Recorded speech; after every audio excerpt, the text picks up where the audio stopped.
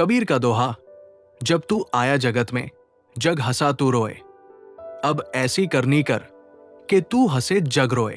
भावार्थ, इस दोहे में संत कबीर ने मनुष्य के जीवन के सत्य को बहुत सरल शब्दों में व्यक्त किया है। जब तू आया जगत में, जग हंसा तू रोए। जब मनुष्य जन्म लेता है तो वो रोता है और संसार के लोग, परिजन प्रसन्न होते हैं, हंसते हैं, खुशियां मनाते हैं। अब ऐसी करनी कर कि तू हंसे जग रोए। कबीर ये उपदेश दे रहे हैं कि जीवन में ऐसे श्रेष्ठ कर्म करो कि जब मृत्यु आए तो तुम स्वयं आनंदित रहो और संसार तुम्हारे जाने पर रोए। अर्थात अपने कर्मों से ऐसा जीवन बनाओ कि लोग तुम्हें प्रेम और श्रद्धा से याद करें।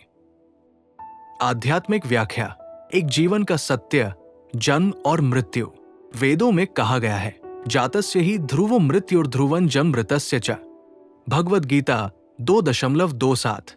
जो जन्मा है उसकी मृत्यु निश्चित है और जो मरा है वह फिर जन्म लेगा। जन्म और मृत्यु के इस चक्र को समझना ही आध्यात्मिकता है। जब हम इस दुनिया में आते हैं तो हमारा आना हमारे लिए पीड़ादायक होता है, हम रोते हैं, लेकिन दुनिया हमारे जन्म का उत्सव मनाती है। परंतु जब हम इस संसार को छोड़ते हैं तब ये हमारे कर्मों पर निर्भर करता है कि लोग हमें याद करें या भूल जाएं।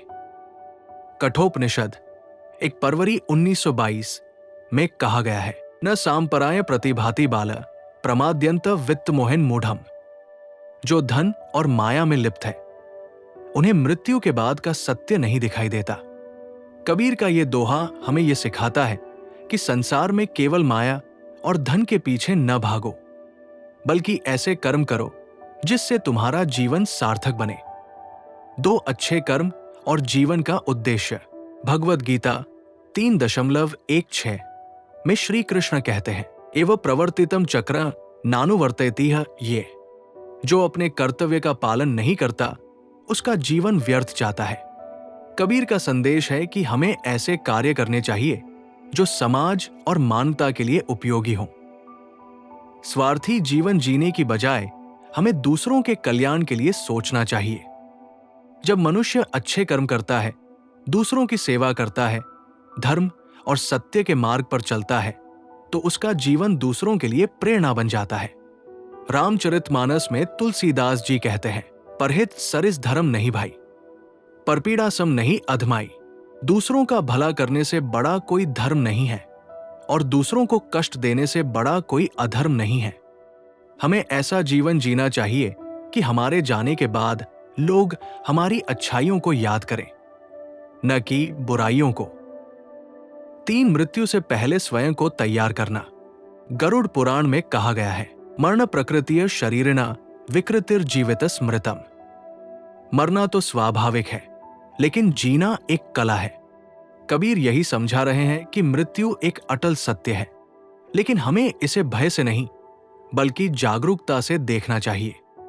जब मृत्यु निकट आए तो हमें अफसोस न हो कि हमने अपना जीवन व्यर्थ गवा दिया। हमें अपने श्वास को सार्थक बनाना चाहिए। योग वशिष्ठ में कहा गया है, शरीरं स्वल्पमायुष्य तत्सदा व्याधि संयुतम। ये शरीर अल्पायु है और सदा व्याधियों, बीमारियों से भरा हुआ है, इसलिए इसके मोह में मत फंसो। हमें अपने कर्मों को सुधार कर सेवा और साधना में लगना चाहिए, ताकि जब अंत समय आए तब हम स्वयं आनंद में रहें और संसार हमें याद करे। निष्कर्ष, सच्चे इंसान वे होते हैं जो समाज और मानवता की भलाई के लिए कार्य करते हैं। जन्म और मृत्यु सत्य है, लेकिन हमारे कर्म तय करते हैं कि हमें लोग कैसे याद करेंगे। जो व्यक्ति जीवन में अच्छे कार्य करता है वो अपने जाने के बाद भी अपने कार्यों के रूप में अमर रहता है। इसलिए ऐसे कर्म करो कि जब इस संसार से जाओ तो तुम प्रसन्न रहो और लोग तुम्हारे जाने पर शोक मनाएं। नाम अमर कर जाइए, काम जगत में रह जाइए।